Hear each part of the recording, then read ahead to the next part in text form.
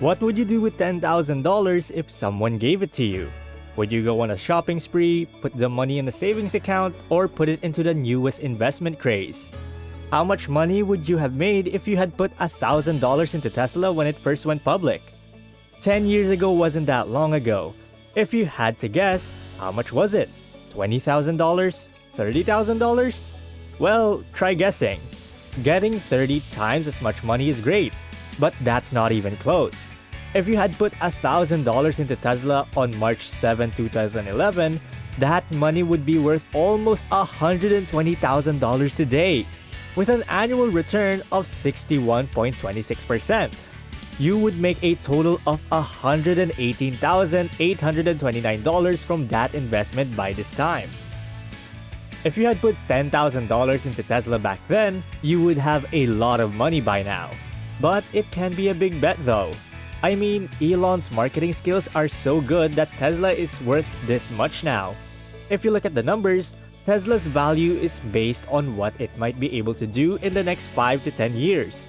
Many investors have put money into Tesla because they don't want to miss out. But the question we want to answer in this video is that if you have an extra $10,000, where should you invest it? What are your best options? First of all, if you've saved $10,000, I would like to congratulate you. Not many people can do that. Most people don't save enough money for an emergency fund, and if they do, they spend it quickly on things they don't need. Just look at the numbers. Most young people have less money than they need. 69% of adults in the US have less than $1,000 in savings, and 34% have no savings at all. If you add $10,000 to your savings, you'll be in the top 30% of the wealthiest Americans. The question now is what to do next. What do you think you should do with that $10,000? Is there a way to double or triple that $10,000? Or even grow it to millions of dollars? In this video, we'll take you to the 5 things you need to do if you have $10,000 in the bank. If you're new to the channel, hit the subscribe button and that little notification bell icon so that you don't miss out on any of our video updates. Plus, it helps us spread the Thrive Wise love to help more people thrive wisely. Now, let's begin. Number 1. Wait for an opportunity to strike. One of the biggest problems I've had is the fear of missing out. Every day I leave the money in my bank account and I feel like I'm losing money. First, because inflation lowers the real value of my money, and second, I'm missing out on the potential returns I could get just by putting my money in the S&P 500. But after making a lot of mistakes, I've learned not to rush. You don't need to worry if you miss a market rally. The market will always go up and down, so don't try to get the most out of every little chance. Instead, pay attention to the big wins, and if you're not sure, just keep your money. Remember Buffett's 2 most important money rules. Don't lose money and don't spend more than you earn. Rule number 2, don't forget the first rule. When you're sure that an opportunity is once in a lifetime and that $10,000 could make you a millionaire, then go for it. Number 2. Consider investing in startup companies. The stock market can do amazing things, especially when a company is about to make a big change in an industry. In 10 to 15 years, the stock market can grow by a huge amount. I'm not talking about 10 or 20, but a few thousand%. Amazon, for example, has grown by 212,000% since it went public in 1997. That's more than any other stock. $10,000 invested in Amazon in 1997 would now be worth $21.3 million. But Amazon is not the only company that has ever done this. There are several businesses that have developed like Amazon. For example, Best Buy. A $10,000 investment on Best Buy in 1990 would now be worth $10.9 million because it has generated a total of 108% since then, or about 26.2% annually. It's simple to feel bad for passing up on such an opportunity, but you shouldn't, because the next hot stock will always be available. Every day, dozens of startups try to disrupt everything, So one way I would invest an extra $10,000 is by putting it into a few tech startups that seem to have the potential to revolutionize a particular industry. I wouldn't pick just one because I might end up placing the wrong bet, but dividing it among 3 or 4 startups could result in a significant long-term profit. Number 3. Roth IRA. We occasionally talk about how wealthy individuals develop creative strategies to escape paying taxes, although there is a straightforward way for anyone to avoid paying taxes.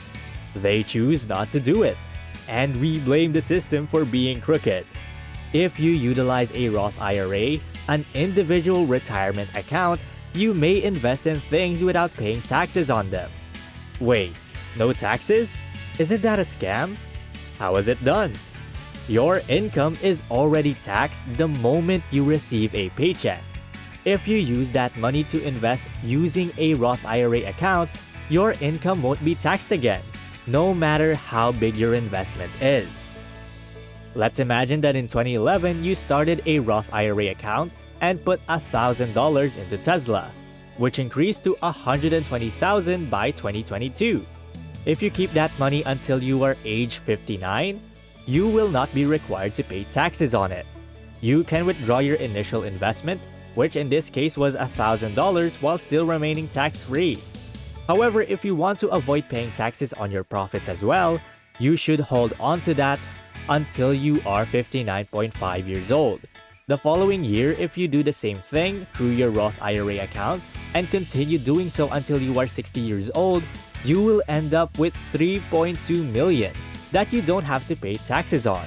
In fact, every year you can withdraw your initial investment tax-free.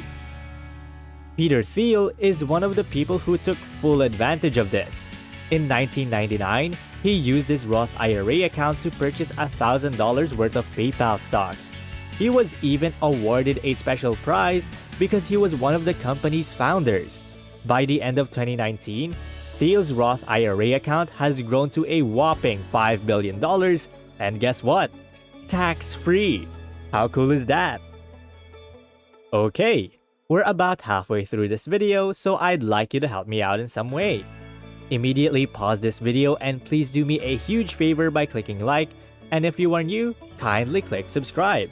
If you did, you're great, and we really appreciate your help. Rest assured, we'll bring you more videos that will help you thrive wisely.